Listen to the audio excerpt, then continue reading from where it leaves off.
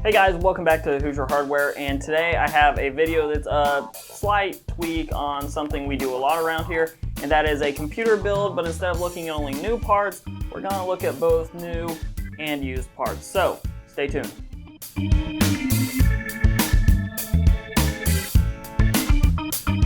Okay, to get started off here, and by the way, as I go through this, you'll be looking at some B-roll, you'll be looking at the screen to show the parts list, that sort of thing, and then we will get to some benchmarks here towards the end of the video. But real quick, I did want to go over some of the parts in this build without taking up too much time.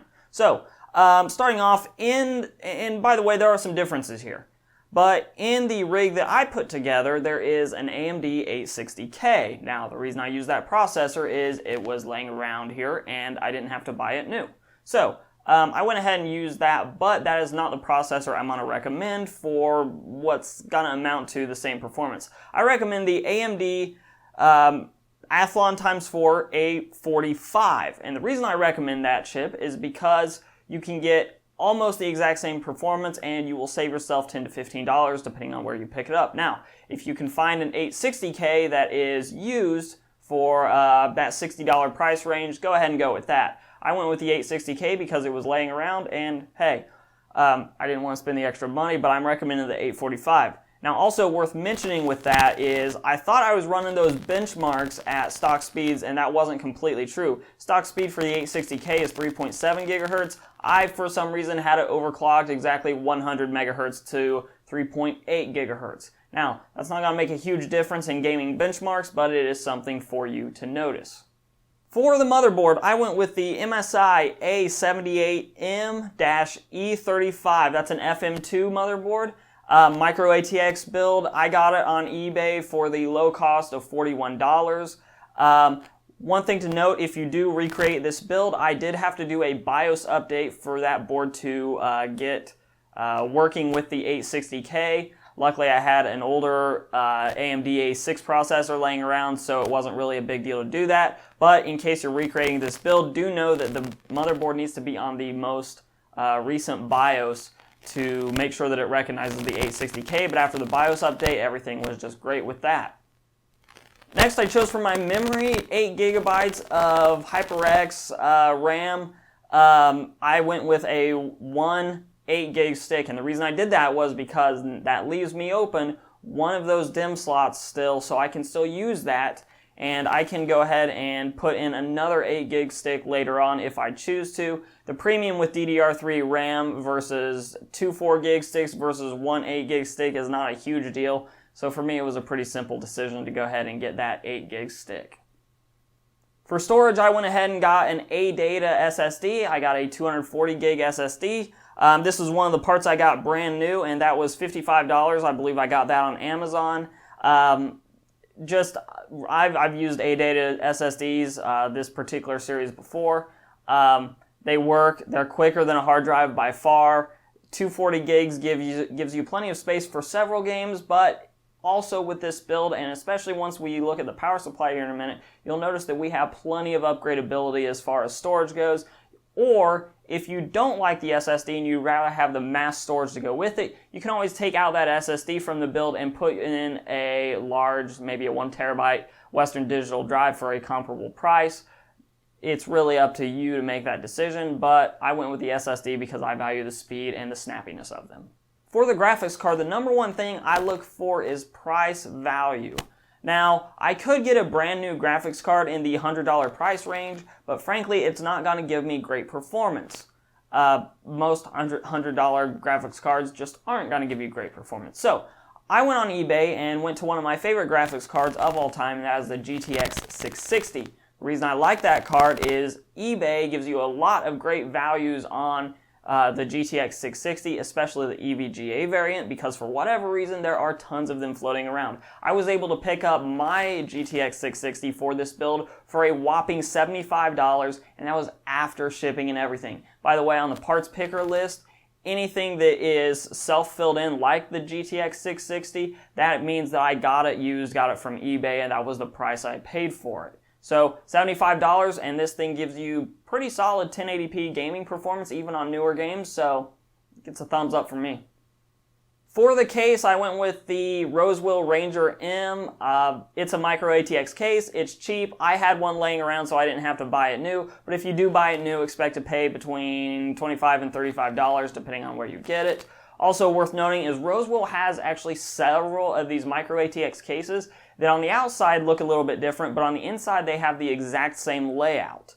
They're all in that $25 to $35 price range, so if I were you, I would just find one of those cheap cases, whatever happens to be the cheapest, and use that. They all look fairly minimalistic and won't turn too many heads when you're putting them together, but they're also very functional cases. Finally, we come to the power supply, and here's my disclaimer. In my build, and you'll notice this possibly and maybe the B-roll is up now. I haven't edited this yet, so I don't know. But you'll notice in my build that I used a Be Quiet 500 watt power supply.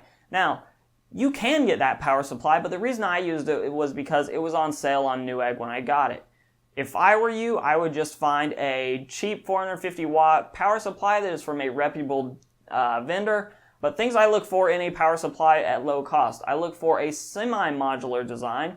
Typically those have the 24-pin motherboard connector as well as the 4+4-pin CPU connector. Those typically you cannot remove, but then the rest of the cabling for a semi-modular power unit is typically removable. So that's what I would look for if I were you, and I would also look for something with at least an 80+ certification, preferably 80+ bronze, or in my case, I was able to pick up the Be Quiet one with an 80+ silver certification. So just get a reputable power supply that you're comfortable with. If you're comfortable getting a cheaper power supply that may not last as long, hey, that's up to you, but that is definitely a place that you can shave some money from a build like this, especially when you're trying to keep the cost as low as possible. You'll notice on this PC that it is running Windows, and Windows is always a cost. Now, there are several ways you can get Windows. One way is to just take an old Windows 7 or a Windows 8 or a Windows 8.1 key that you may not be using right now, and you can get the free upgrade to Windows 10, which that's only valid through, I believe, July. Don't quote me because I could be wrong there. But the other ways that you can go is places like, I think G2A may have them, Kingwin, I think, has some. There are some other online places you can pick up CD keys for Windows that are a lot cheaper than purchasing a retail key, which would be over $100. So I went ahead and included the Windows cost of $25, which is roughly what I paid for mine. But your mileage may vary. I've seen them go for cheaper, and I've seen them go for a lot more. So I did want to include that price point. However, if you have Windows laying around, then great. You can instantly shave off $25 from this build. Now, a couple other things I did want to note before we go into the benchmarks. First and foremost, you'll notice that the CPU cooler in the pictures that you saw was not a stock AMD heatsink. That's absolutely true, and I did not put that part on the list. Now, you can still get a very small overclock on a AMD 860K with the stock heatsink and still be just fine thermal-wise. I wouldn't necessarily recommend that, but it is possible. The reason I didn't include it on the parts list is because it was put on this build strictly for my own sanity because it doesn't sound like a jet engine taking off. But it's completely optional part, which is why I didn't throw it in there. If you're interested in that type of heatsink, I believe mine was roughly $30. The other thing you'll notice is that the fans in this case are all replaced. The rear fan actually came with the heatsink, and I've since done some shuffling. It wasn't the case in the video when I filmed this, but that computer will, by the time you see this, have all fractal fans, the Silent Series fans, and that's just to keep this PC cool. Again, very optional parts. If you do want to replace the 3 fans in a case like this, you can expect to pay, for the fractal fans, I believe I paid less than $20 for the 3 fans. And that would be, in my case, 292mm fans as well as a 120mm fan. And your fan mileage varies based on whether or not you replace that stock heatsink or not. But again, it's completely optional part that I just felt like thrown in there for my own sake. I did not throw it on the parts list because it is not a required part and it affects performance virtually none at all. So, without further ado, let's jump right into those benchmarks.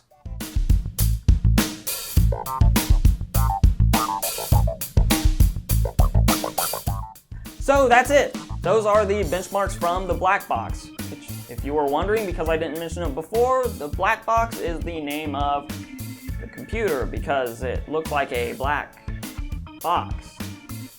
So if you like this video and you want to see more like it, go ahead and hit subscribe down below, hit like down below, because I love watching those numbers go up. If you hate this video and want it to vanish from the internet forever, go ahead and hit dislike.